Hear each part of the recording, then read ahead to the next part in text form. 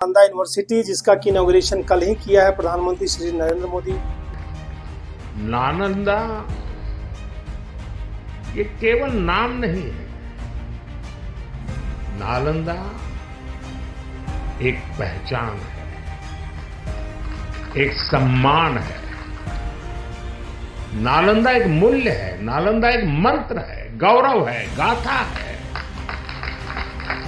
नालंदा है उद्घोष इस सत्य का कि आग की लपटों में पुस्तकें भले जल जाएं, लेकिन आग की लपटें ज्ञान को नहीं मिटा सकती। नालंदा के ध्वंस ने भारत को अंधकार से भर दिया। अब इसकी पुनर्स्थापना भारत के स्वर्णिम युग की शुरुआत करने जा रहा है।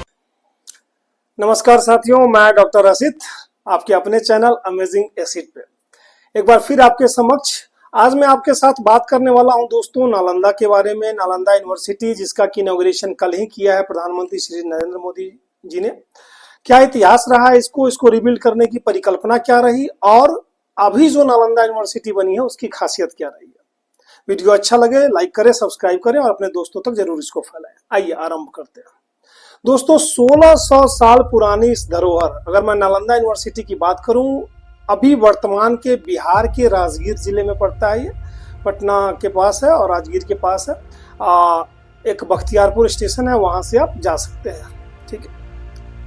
नालंदा की अगर बात करूं तो उसको अगर पूरे एक लाइन में समाहित करने की बात करूं ना, तो नरेंद्र मोदी जी का कल का जो स्टेटमेंट है वो समझ में आता है कि Nalanda is a value, Nalanda is a mantra. Fire can burn books but it can never destroy the knowledge. Right ना? क्यों? क्योंकि मैं आपको बताता हूं, नालंदा एक महाविहार था, सिर्फ एक यूनिवर्सिटी नहीं थी। ये एक महाविहार था, वो भी तब जब ऑक्सफोर्ड जैसी यूनिवर्सिटियां बनी, उससे 500 साल पहले, जिसमें कि 11,000 स्टूडेंट आकर के रहते थे और सभी तरीके का ज्ञान लेते थे। छोटी मोटी चीज नहीं थी। सबसे पहले मैं बात करूं कि इसका नाम नालंदा कैसे पड़ा। जी हाँ, संस्कृत का शब्द है नलम, जिसका अर्थ होता है कमल और दा मतलब होता है देना। यानी ये सिंबलाइज करता था कि आप किसी को ज्ञान दे रहे हैं। जबकि चाइनीज यात्री ह्वेनसांग, जो कि 7वीं शताब्दी में आया था हर्षवर्धन के काल में, उसने लिखा है कि वहां पे काफी सारे पॉन्ड्स में, तालाब में नाग हुआ करते थे, जिनके नाम पे इसका नाम, शहर का नाम नालंदा पड़ा। राइट। एडमिशन की अगर मैं उसकी बात करूं तो जो आज की IIM IIT के में जो एडमिशंस की हैसल है उससे कम नहीं था। वो बेवैक मेडिएवल अगर हिस्ट्री आप पढ़ेंगे भारत की, तो उसमें जो गुप्ता एम्पायर था, वो जो भारत का गोल्डन एज कहा जाता था, उसमें नींव पड़ी हुई है कहीं ना कहीं इसकी। 450 AD में कुमार गुप्त जो थे, उन्होंने नालंदा की स्थापना करवाई थी। और अशोक के टाइम के साथ ही जैसे जैसे बुद्धिस्ट टीचिंग्स जो थी वो भारत में बढ़ने लगी, और उसके साथ भारत के बगल के देशों में भी जब उसका विस्तार होने लगा, तो कई सारी चीजें उसमें पढ़ाई कराई जाने लगी, जैसे लॉजिक हो गया, ग्रामर हो गया, फिलॉसफी हो गया, बुद्धिज्म हो गया, एस्ट्रोनॉमी हो गया, मैथमेटिक्स हो गया। ये सारी चीजें उसमें पढ़ाई जाने लगी। और उसमें स्टूडेंट्स सिर्फ अखंड भारत के नहीं होते थे, वो उस समय चाइना के, कोरिया के, जापान के, तिब्बत के, मंगोलिया के, टर्की के, श्रीलंका के, साउथ ईस्ट एशिया में कंप्लीट सारी कंट्रीज, ये सारे लोग मिलकर के वहां आते थे पढ़ने के लिए। आप सोचो कि इतने पूर्व में इतनी बड़ी चीजें। अगर मैं उसके स्ट्रक्चरल डेवलपमेंट की बात करूं नालंदा महाविहार की, तो बहुत सारे स्तूप्स थे वहां पे, जो कि बहुत सारे टेम्पल्स थे, मोनास्ट्रीज थी, बड़ी बड़ी लाइब्रेरियां थी वहां पे। एकेडमिक्स की व्यवस्था के साथ में लोगों के रहने की कंप्लीट व्यवस्था थी वहां पे।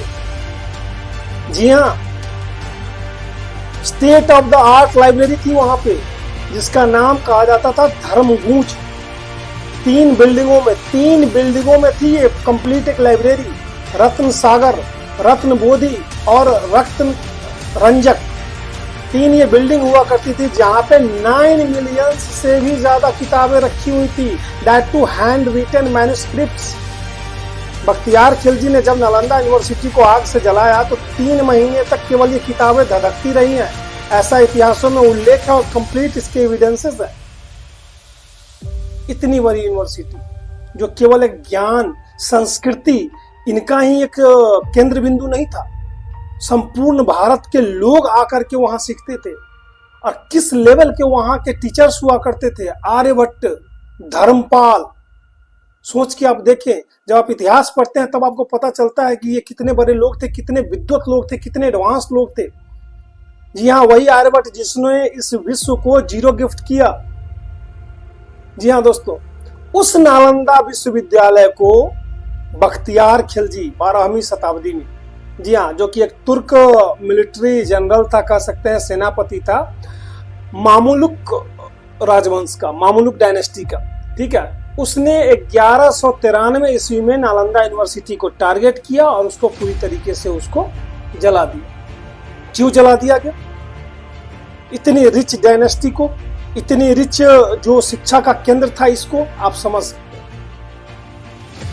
कि मुगल वंश के साम्राज्य के विस्तार में कोई भी चीज आरे नहीं आनी चाहिए जो उनका शुरू से रहा।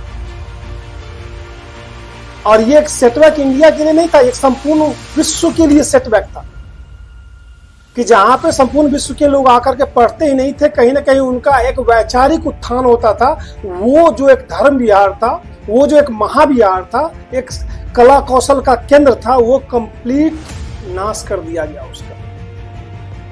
और उन्हीं का नाश नहीं किया गया, केवल लाइब्रेरियां ही नहीं जलाई गई, जितने भी वहां स्कॉलर्स थे, मॉन्क्स थे, उन सब का नरसंहार किया गया नालंदा में। जी हाँ, कई महीनों तक वहां लाशें पड़ी रही, कई महीनों तक खून के धब्बे ऐसे ही पड़े रहे। जैसा कि मैंने आपको बताया, 3 महीने तक तो लाइब्रेरियां ही जलती रही। और संपूर्ण मिलाकर के इतनी जीती जागती, जीवंत और इतनी सुदृढ़ जो एक सभ्यता थी, उसका नाश करके उसे राख के ढेर में तब्दील कर दिया। ये था नालंदा। दोस्तों, अब बात आती है नालंदा यूनिवर्सिटी के पुनर्जन्म की परिकल्पना की, क्योंकि ये सिर्फ एक भारत के खोए हुए गौरव को प्राप्त करने का विचार नहीं था, ये संपूर्ण विश्व की सभ्यता को उसकी खोई गई उपलब्धि, उसकी खोए गए गौरव को देने का विचार। तो सर्वप्रथम एपीजे अब्दुल कलाम, जो कि भारत के मिसाइल मैन और भारत के पूर्व राष्ट्रपति भी थे, 2006 में उनके दिमाग में ये विचार आया और उन्होंने इस विचार को सार्वजनिक किया कि नालंदा यूनिवर्सिटी का पुनरुत्थान होना चाहिए। 2007 में ईस्ट एशिया जो कॉन्फ्रेंस हुआ था, समिट हुआ था फिलीपींस में, और 2009 में जो थाईलैंड में ईस्ट एशिया समिट हुआ था, उसमें बुद्धिस्ट कंट्रीज और भारत के द्वारा मिलकर के निर्णय लिया गया कि नालंदा यूनिवर्सिटी को फिर से कहीं ना कहीं पुनर्जीवित किया जाए।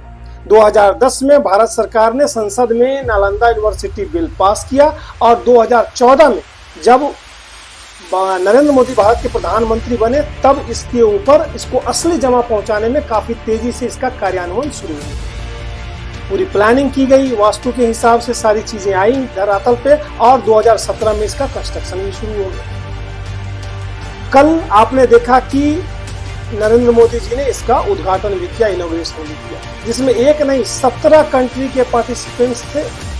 ऑस्ट्रेलिया, बांग्लादेश, भूटान, ब्रुनाई, आपसे बात करूं मैं, Cambodia, China, Indonesia, Laos, Mauritius, Myanmar, New Zealand, पुर्तगाल, Singapore, South Korea, Sri Lanka, Thailand, Vietnam, ऐसी कई सारी कंट्रीज थी जहां की बुद्ध धर्म को प्रमुखता से माना जाता है। उनके रिप्रेजेंटेटिव्स एंड स्टेट हेड्स जो थे वो यहाँ पे उपस्थित थे।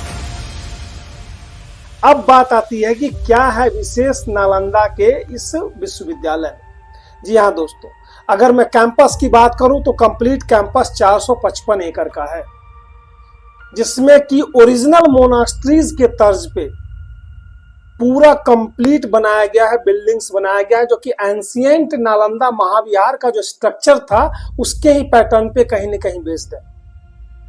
वास्तु का संपूर्ण ख्याल रखा गया है इसमें। एंड जो सबसे अच्छी बात है आज के हिसाब से, वो है net zero green campus, means zero carbon emission. 100 acres में केवल वहां पे वाटर बॉडीज बनाई गई है। जी हाँ, तालाब, जिसको कि कमल सागर पॉन्ड के नाम दिया गया है। एक बहुत बड़ा जायंट सोलर प्लांट वहां लगाया गया है, जो कि डोमेस्टिक भी है, और वहीं पे एक ड्रिंकिंग वाटर ट्रीटमेंट प्लांट भी लगाया गया। जो कि वाटर को रिसाइकिल करते हैं, और एट प्रेजेंट में 20 कंट्री के स्टूडेंट्स जो हैं वो वहां पे पढ़ाई कर रहे हैं, राइट।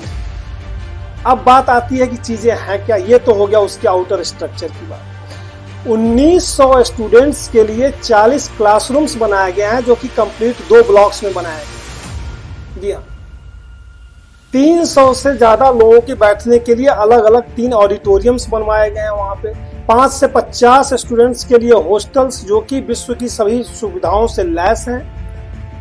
197 हाउसिंग यूनिट्स बनाई गई हैं, अलग अलग फैकल्टीज, अलग अलग सब्जेक्ट्स के लिए, और डिफरेंट एम्यूनिटी जो आज के डेट में एक उच्च शिक्षा के लिए आवश्यक होता है, चाहे वो स्पोर्ट्स कॉम्प्लेक्स हो, मेडिकल सेंटर हो, कमर्शियल सेंटर हो, फैकल्टी हब हो, जिम्नाजियम हो, और योगा सेंटर हो, कम्युनिटी सेंटर हो, हर तरीके की चीजें वहां पे दी गई।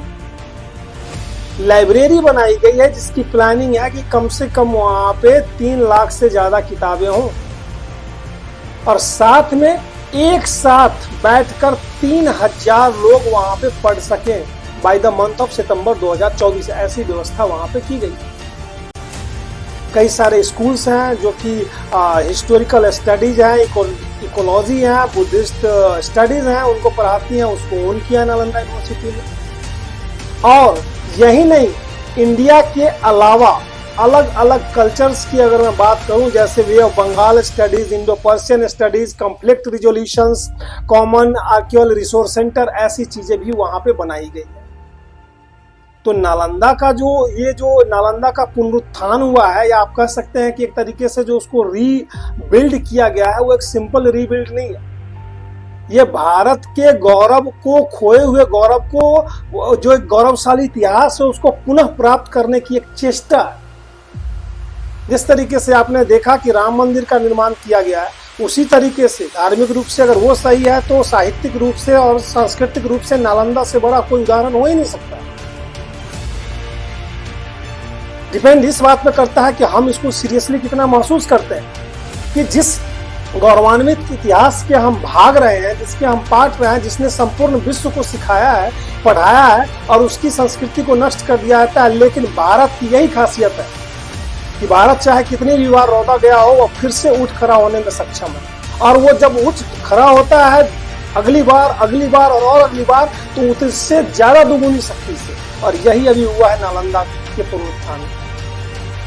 आपको ये मेरा वीडियो कैसा लगा कमेंट सेक्शन में जरूर बताएं। अगर आपको वहां जाने का मौका मिला है तो आप अपनी फोटो भी जरूर कमेंट सेक्शन में डालें, और अपने पर्सनल एक्सपीरियंसेस के बारे में जरूर बताएं। और मेरा मानना है कि आप वहां पे एक बार जरूर घूम करके आए, देख करके आए, अपने खोए हुए गौरव को पुनः प्राप्त करने की जो चेष्टा हो रही है उसके बारे में। धन्यवाद।